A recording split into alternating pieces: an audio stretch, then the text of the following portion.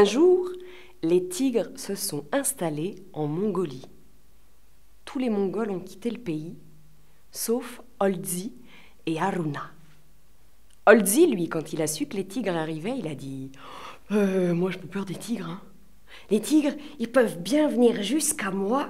Moi, j'ai pas peur. Ils ont peut-être la force, les crocs, les griffes. Moi, j'ai l'intelligence, l'humour et la malice. » Alors, à l'intérieur de la Mongolie, il n'y avait plus que Olzi et Haruna, deux vieux qui vivaient à côté de la montagne d'Urantogro, dans leur petite yourte, leur petite guire. Là, leur petite maison ronde et blanche dans le soleil de la steppe. Et puis les tigres, quand ils sont arrivés, comme il n'y avait qu'une maison, ils se sont installés à côté. Et puis ils ont observé. Ils ont vu très vite qu'il y avait devant la yourte un chien, et puis un troupeau de chèvres, et puis un troupeau de moutons, et puis un troupeau de chevaux. Ils se sont dit il y en a des choses à manger. Ils ont envoyé le plus fort d'entre eux. Et le plus fort d'entre eux, quand il est arrivé, devant la yourte, il y avait Haruna qui était assise sur son petit tabouret en bois. Elle était là assise, en train de séparer les crins des chevaux pour faire des cordes. Dès qu'elle a vu arriver le tigre, Haruna, elle lui a offert l'hospitalité.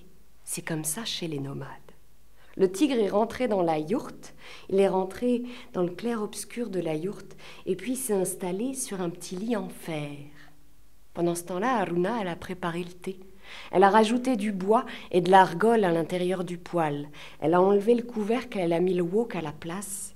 Et puis, elle est allée jusqu'au petit meuble de bois. Elle l'a ouvert, elle a sorti la pièce de tissu. Elle l'a ouvert en 4, délicatement. À l'intérieur, comme un trésor, comme un lingot d'or, il y avait le bloc de thé. Elle a pris un pilon, elle l'a pilonné, et puis ça s'est effrité. Elle a jeté les brins de thé à l'intérieur du wok, ça a fait ksh. Puis elle a mis de l'eau, du sel, une louche de lait. Elle a étiré le thé dans les airs. Le tsé était prêt. Elle en a mis dans un petit bol et puis elle l'a donné au tigre. Le tigre l'a pris et puis il a commencé à boire. Ça en a mis un petit peu sur sa moustache de tigre et à ce moment-là, Olzi est entré. Tout de suite, il avait la malice dans l'œil quand il a vu le tigre là, assis sur le lit en fer. Il l'a regardé puis il a dit « c'est sympa d'avoir invité un tigre chez nous, ma femme.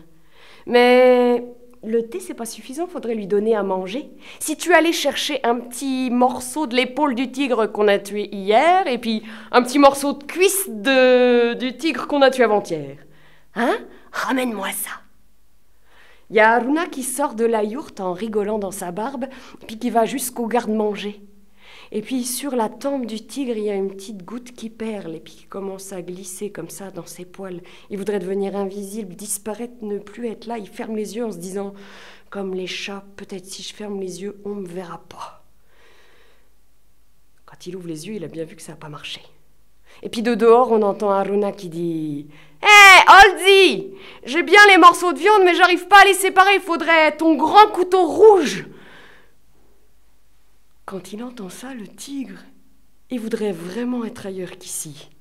Et Olzi, lui, il dit « Mon grand couteau a tué les tigres, où est-ce que j'ai bien pu le mettre ?» Et il commence à chercher sous les lits, dans les meubles, dans les coffres en bois, et puis derrière les croisillons de la yourte. Pendant ce temps-là, le tigre, lui, il sort discrètement sans faire de bruit, et il rentre au repère des tigres. On ne l'a jamais revu. Et puis, après de nombreuses aventures comme ça, où à chaque fois, Olzi gagnait sur les tigres, ils ont décidé de partir, le ventre creux. En file indienne, ils sont dirigés vers l'Inde. Juste avant de sortir de la Mongolie, ils sont passés à côté d'une falaise et tout en haut de la falaise, ils ont vu Olzi qui était en train de dormir. Ils se sont dit, c'est bon, c'est le moment, on va la voir au dernier moment, juste avant de partir. Comme la falaise était abrupte, ils se sont mis les uns, sur les autres, sur les uns, sur les autres, comme pour faire une pyramide. Le dernier, quand il est arrivé en haut, il a lancé son souffle chaud sur Olzi, ça l'a réveillé. « Hé, les amis, vous alliez partir sans me dire au revoir, c'est quand même pas très sympathique, ça !» vous avez mis mon tigre préféré tout en bas de la pyramide? Hein? Tigre préféré, moi? Non, mais moi je veux pas être mangé. Il est parti en courant et la pyramide. Cling, cling, cling, cling, cling, cling, cling, cling. On n'a plus jamais vu un seul tigre dans les steppes de Mongolie. Si vous y allez aujourd'hui, vous ne verrez pas de tigre, ça c'est sûr. Ce qui est sûr aussi, c'est qu'une fois les tigres partis, tous les Mongols sont revenus habiter la Mongolie. Tous les enfants de Holzi et Haruna. Pendant leur départ, ils étaient allés habiter chacun dans un pays différent. Ils sont revenus chacun avec un mari ou une femme de ces pays-là. C'est pour ça qu'aujourd'hui en Mongolie, on voit des Mongols qui ressemblent à des Chinois, des Mongols qui ressemblent à des Russes, des Mongols qui ressemblent à des Indiens, des Mongols qui ressemblent à des Kabyles. Et tout ce monde-là habite dans le même pays.